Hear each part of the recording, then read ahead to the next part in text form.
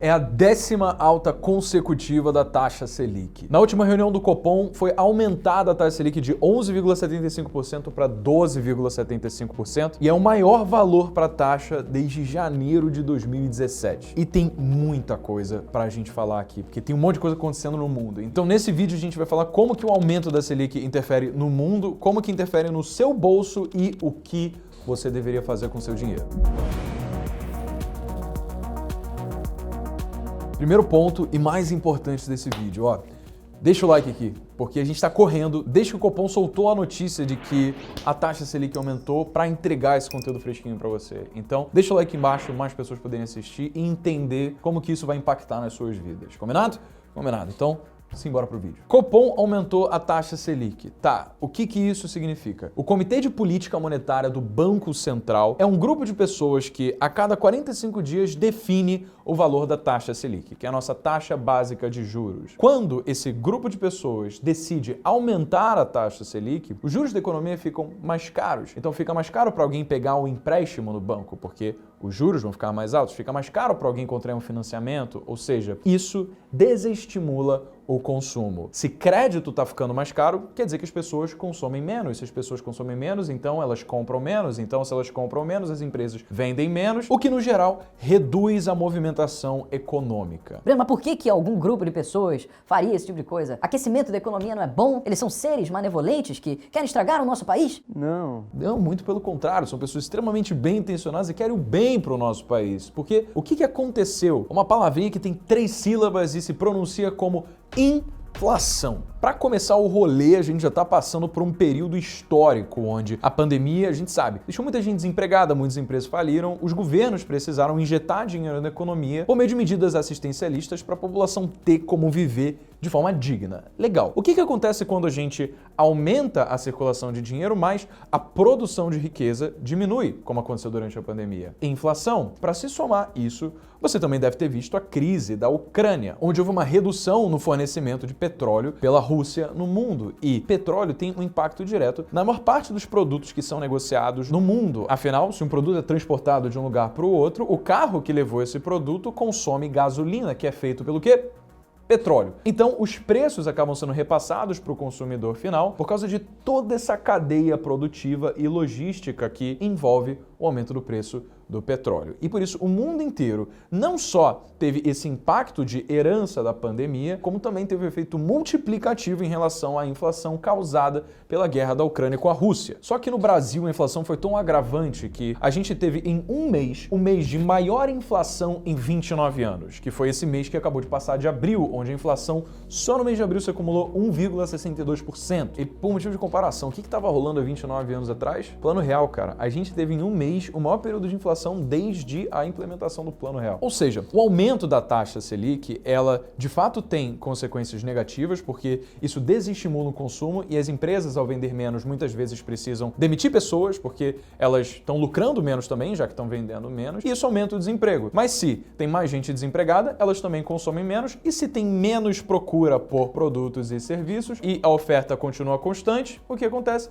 Demanda diminui, oferta se mantém, os preços se estabilizam. E aí a inflação é contida. Ainda assim, esse pequeno aumento de 1% sobre a nossa taxa Selic ainda tem consequências muito maiores do que o que a gente espera. Primeiro é o seguinte, tá ligado o dólar? Você viu que ele deu uma subida agora depois de um tempo, né? Que ele tinha caído pra caramba, chegando perto de 4,60, aí depois subiu, bateu 5, aí você fica, Meu Deus, pra onde é que vai o dólar? Será que eu mando dinheiro pra Evelyn? Será que eu tiro? O que eu faço? Invisto, não invisto? O bolso caindo? Meu Deus. Tô perdido aqui, mano. Pensa comigo, se os juros aqui no Brasil aumentam, você concorda comigo que ele acaba ficando atraente para investimentos em títulos públicos do governo? Porque a gente tem títulos pré-fixados, um título chamado Tesouro Selic, que acompanha a variação da Selic, títulos de renda fixa que são absolutamente seguros, são procurados não só pela população brasileira, que costuma tirar o dinheiro da Bolsa de Valores, o capital que está na iniciativa privada, e colocar esse capital em títulos públicos do governo, que são mais seguros e apresentam rentabilidades atraentes, como também investidores estrangeiros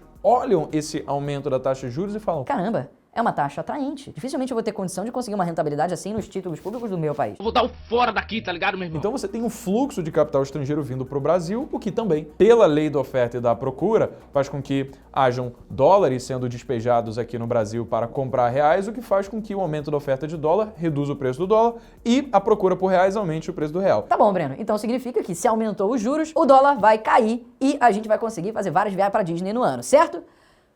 Não necessariamente, porque parece que rolou panelinha. Obviamente foi não intencional, mas ainda assim foi. O Federal Reserve, que é o Banco Central norte-americano, hoje, no mesmo dia em que eu estou gravando esse vídeo e soube da notícia de que a Selic aumentou de 11,75% para 12,75%, o Federal Reserve também aumentou a sua taxa de juros, saindo de 0,5% ao ano para 1%.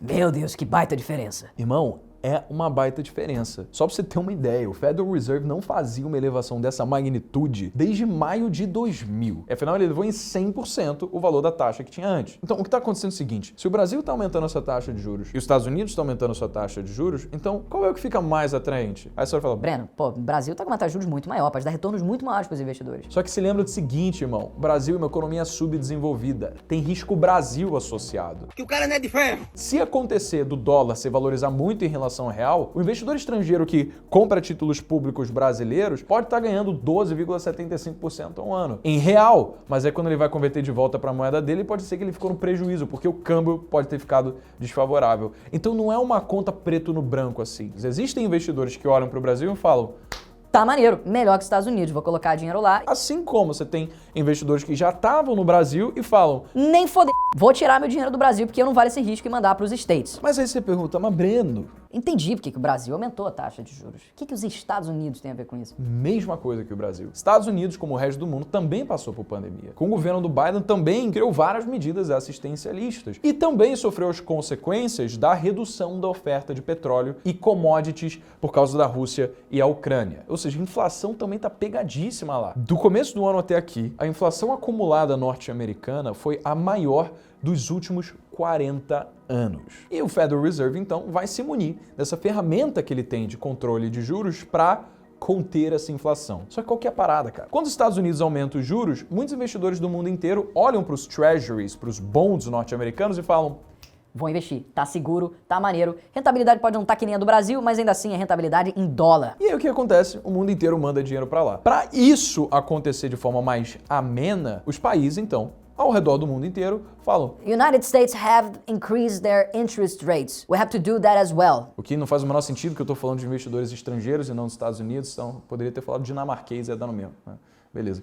Tudo errado. Então, o que vai acontecer pro câmbio? Não sei, cara. Pergunte para a sua consultora de tarô. Provavelmente ela vai ter uma chance maior do que eu para te falar. O que a gente não pode cair na armadilha, e aqui eu quero que você fique comigo e preste muita atenção, é pensar que quanto mais os juros no Brasil estão aumentando, melhor para o nosso país. Porque foi exatamente isso que aconteceu nos governos do Lula, no governo da Dilma, onde os juros estavam altos pra caramba, o dólar estava R$3 e a gente tinha a falsa sensação de que estava tudo bem, porque dava para ir pro exterior barato, porque o câmbio estava muito favorável. Cara, durante o governo Lula, o nosso poder de compra se reduziu pela metade. A gente literalmente teve um aumento de 100% da nossa inflação. De nada adianta a gente ter dólar baixo e desincentivar a maior fonte de produção de riqueza do nosso país, que é a iniciativa privada, que é de fato que contrata pessoas, gera emprego, movimenta a economia e, adivinha o que? É o que gera as fontes de recurso que o próprio governo tem para reinvestir na sociedade, porque o governo arrecada dinheiro com tributos que são cobrados sobre a renda dos empregados, sobre o consumo que esses empregados fazem comprando produtos e serviços e também sobre os lucros das empresas. Então, tudo começa com a iniciativa privada. Se você tira capital da iniciativa privada e você manda tudo para o governo, então você está dando dinheiro basicamente para uma fonte ineficiente de gestão de recursos públicos, extremamente instável em termos políticos e que potencialmente poderia confiscar os nossos bens porque as nossas leis de propriedade privada são frouxas também. E aí a gente chega na seguinte pergunta. Beleza, entendi.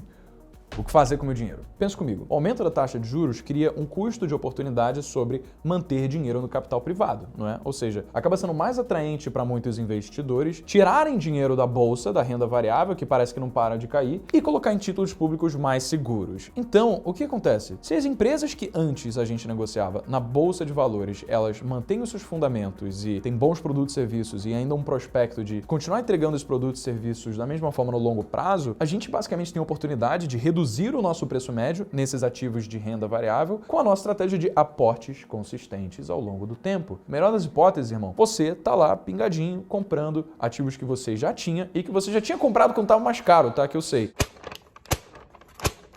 What's this? Agora com a possibilidade de comprar esses mesmos ativos com um preço mais barato ainda. Então, no longo prazo, você vai ser compensado. Legal, show de bola. Mas qual que é o ponto negativo? Você pode ser uma pessoa que não quer ver seu patrimônio caindo. Na verdade, pouca gente quer ver seu patrimônio se desvalorizando. A real é essa. Mas pode ser que pra você fala, velho, quero investir com segurança, esse negócio de bolsa, não quero ficar muito exposto, o que eu faço aí? Então, a parada da bolsa é que realmente você não consegue saber quando que ela vai parar de cair. Qualquer um que tente adivinhar o futuro, por definição, vai estar errado, a gente nunca sabe o que vai acontecer. Mas isso não quer dizer que existam boas iniciativas em renda fixa que contribuam para a iniciativa privada e todo mundo fique feliz também. Eu já fiz um vídeo aqui no canal mostrando como que você pode investir em renda fixa tendo rentabilidades maiores do que nos títulos públicos. Naturalmente, você tem um risco, mas ainda assim é um risco de iniciativa privada, é um risco como você teria investindo numa empresa na bolsa de valores. Só que investimento de renda fixa que potencialmente pode gerar valores perto de 20% ao ano. Então preste atenção, ó, você vai